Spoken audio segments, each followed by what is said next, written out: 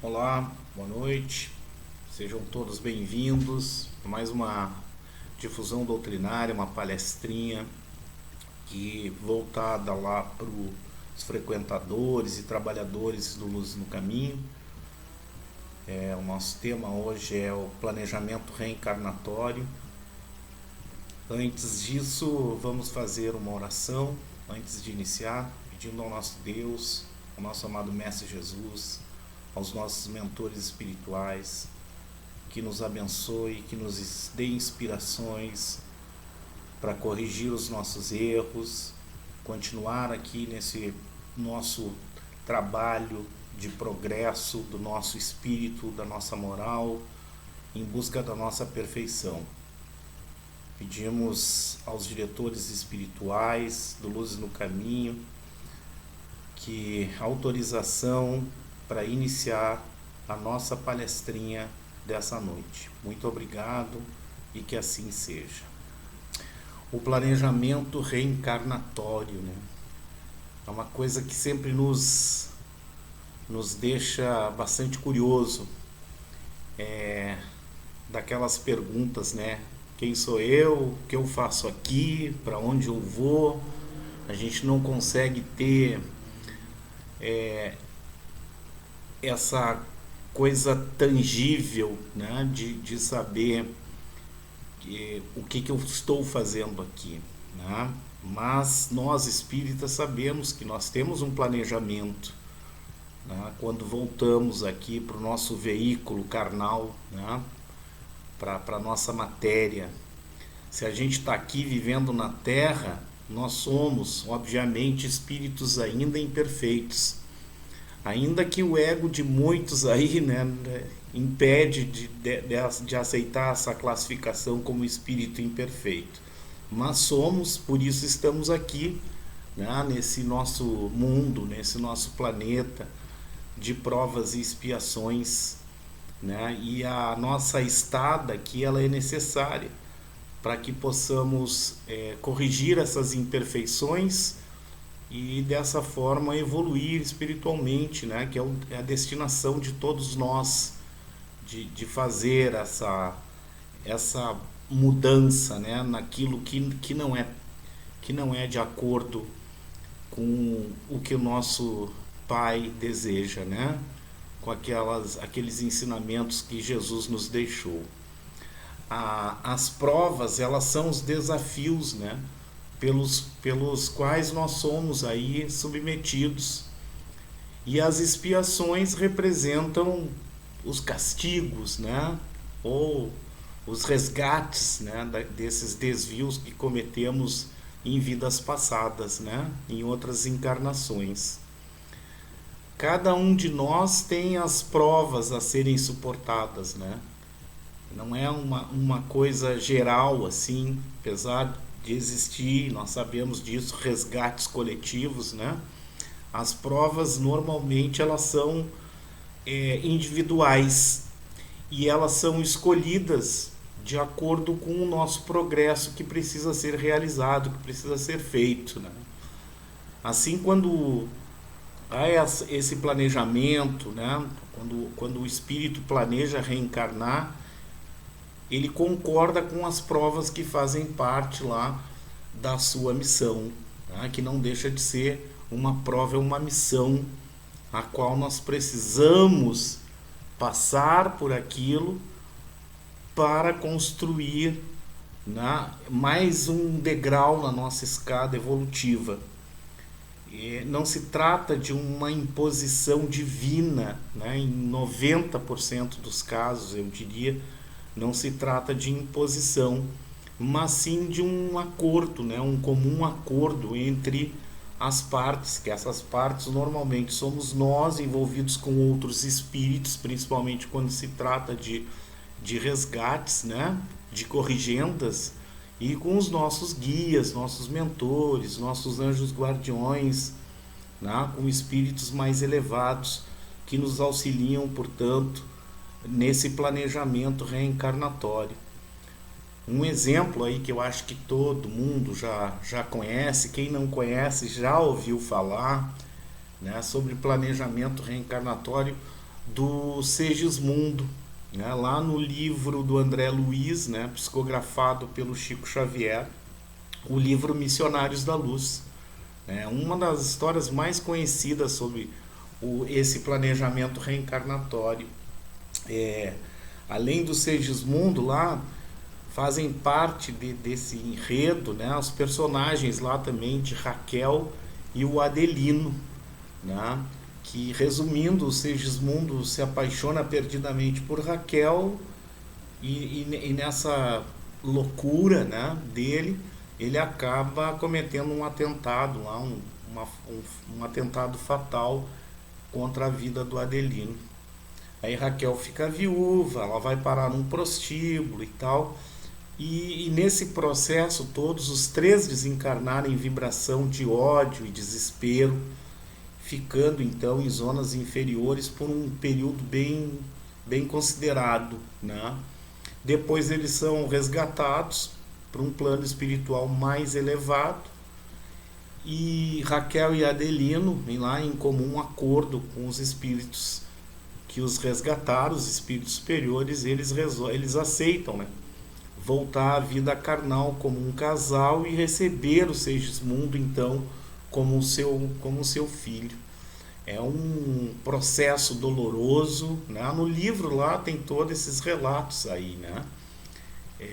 Quem não leu ainda, leia, porque vale a pena, né? Assim como o livro Ação e Reação, né? O Missionários da Luz trata bastante sobre esses processos de planejamento reencarnatório.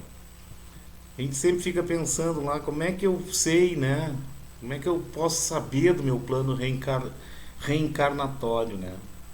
E é natural ter curiosidade, né, sobre essas missões estabelecidas nesse plano reencarnatório, quando a gente assina aquele contrato para voltar para cá, enfim, se comprometendo em mudanças, em alterações e tal, né?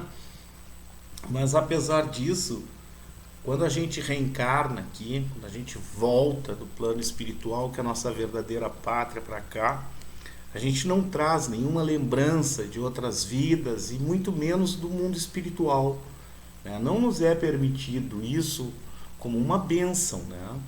Porque é o véu, o chamado véu do esquecimento, né, que nos traria, né, consequências piores aqui, com certeza, se pudéssemos ver por que eu estou nessa família, né, por que eu tenho esse trabalho, ou por que eu estou no meio desse grupo social na qual eu me encontro agora, né? Muitas vezes a gente está ali para resgatar, né, erros passados, enfim, então não seria interessante saber, né? Imagina a Raquel e o Adelino aqui já encarnados, vem o Segismundo e eles, conhecedores da história passada deles, eles nunca conseguiriam se amar, né?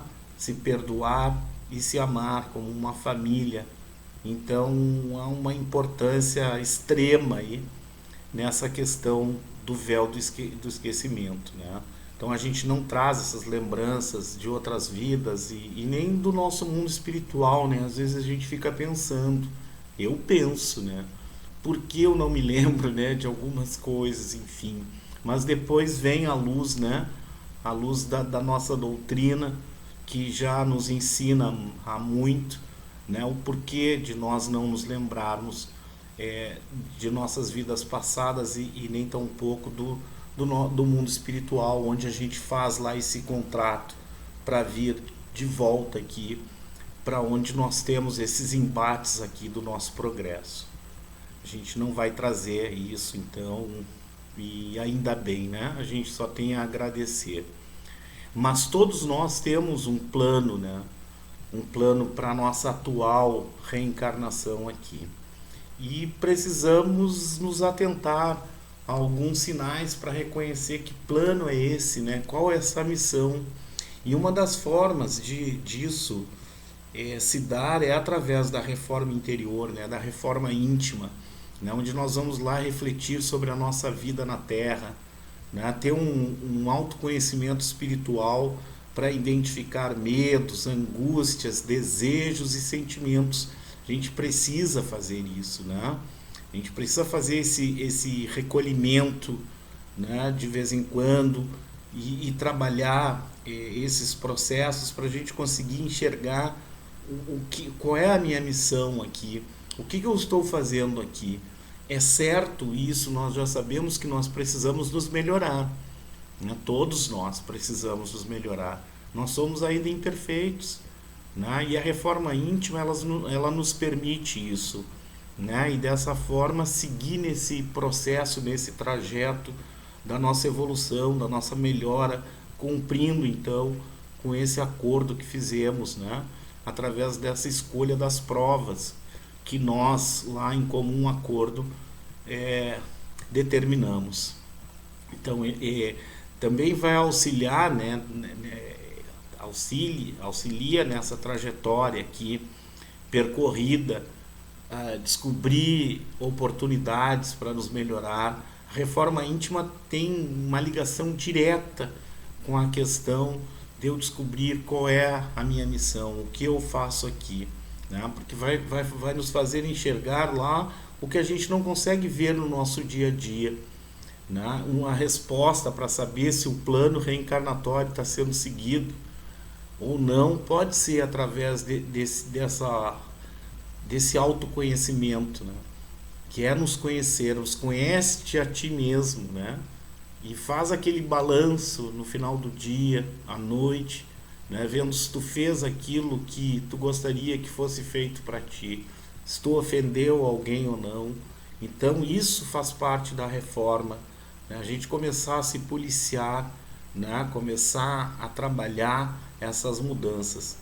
Assim como existe essa reencarnação, no caso do Segismundo, né, que ele teve a oportunidade de voltar como filho do casal lá, na qual ele fez sofrer numa vida passada, mas que foi fruto do merecimento dele, né? O Segismundo lá, ele se redimiu dos erros e trabalhou no plano espiritual para conquistar a chance de se resolver com ele mesmo e com seus antigos algozes, né? Vamos dizer assim.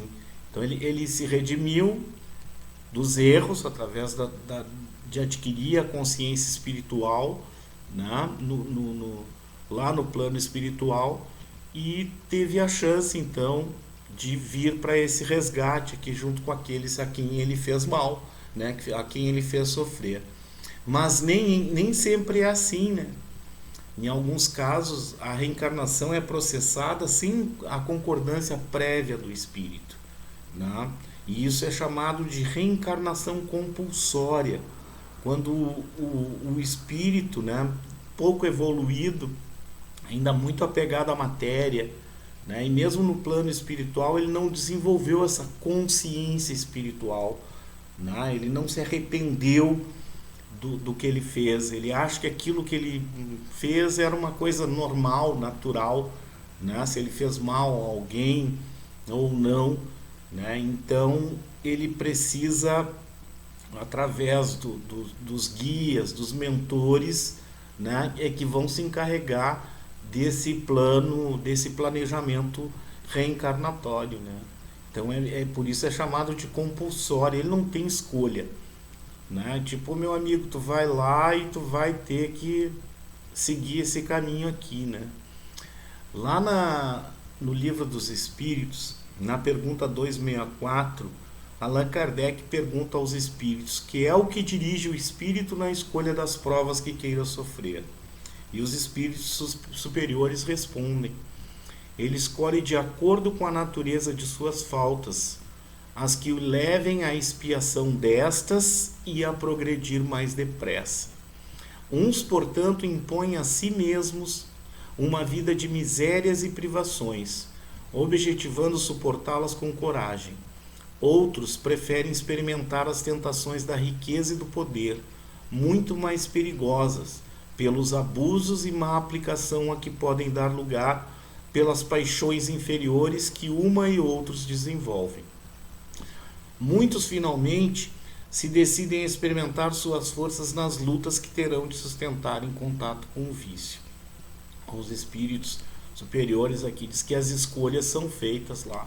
Quando são feitas essas escolhas, né, por aquele espírito que vai reencarnar nesse planejamento reencarnatório, ele pode escolher. Diz assim, não, eu numa vida anterior eu fui rico e não soube aproveitar, né? E então muitas vezes é aconselhado, olha, vai lá agora com uma vida paupérrima, né? Sem recursos, né? Numa zona de baixo poder aquisitivo, né? Para enfrentar essas lutas aí, dar valor àquilo que não deu em outra, enfim, né? Então, como a gente viu, né? Após a morte, né? A morte da matéria, o espírito ele retorna para o plano espiritual, ou seja, o nosso espírito imortal, né? Que não se acaba nunca. Mas a matéria sim, né? Então, quando há a morte da matéria, nós vamos de volta para a verdadeira pátria, que é o plano espiritual. Primeiro nós vamos ficar lá na erraticidade, né? Ainda criando essa consciência, resolvendo problemas, fazendo com que a nossa consciência nos mostre, né? Nos dê o conhecimento do que nós fizemos aqui, encarnados, né? Nos preparar, ter um refazimento e tal, né? Erraticidade. E vamos nos preparar então para uma outra oportunidade, né? Utilizando obviamente aqui esse veículo material, a carne, como instrumento para continuar o nosso progresso aqui no mundo físico. E como toda a criação do universo e as leis de Deus, a reencarnação também é perfeita, né? Então, antes de voltar à Terra, nós vamos passar por um planejamento reencarnatório onde serão decididas as características e provas da sua nova vida. Então a gente vai de volta para a nossa pátria, que é o plano espiritual. Obviamente que nós temos muitas lutas ainda, muitas missões, né, que são as nossas provas, temos muitos resgates a serem feitos, então nós vamos ainda reencarnar muitas vezes aqui, né? Mas obviamente o nosso planeta ele está fadado, né, a ser um planeta de regeneração muito em breve, né? Já está acontecendo essa transformação. Então, provavelmente, quando eu aqui, por exemplo, desencarno, eu vou reencarnar daqui a muito tempo, e se me for permitido, né, eu vou voltar aqui já provavelmente com um planeta de regeneração. Se eu não for merecedor disso, eu vou ter que auxiliar, né, em um outro planeta mais primitivo que um de regeneração, né, ajudar lá a construir essa consciência, né, a essa evolução e ao mesmo tempo resgatar as faltas aqui que são necessárias. Então era isso. Uma boa noite a todos. Muito obrigado pela presença. Vamos fazer uma prece de encerramento. Obrigado, Pai. Obrigado, amado Mestre Jesus. Obrigado aos nossos mentores espirituais. Que possamos aproveitar ainda aqui essa nossa encarnação. Que é aqui que se dá o trabalho.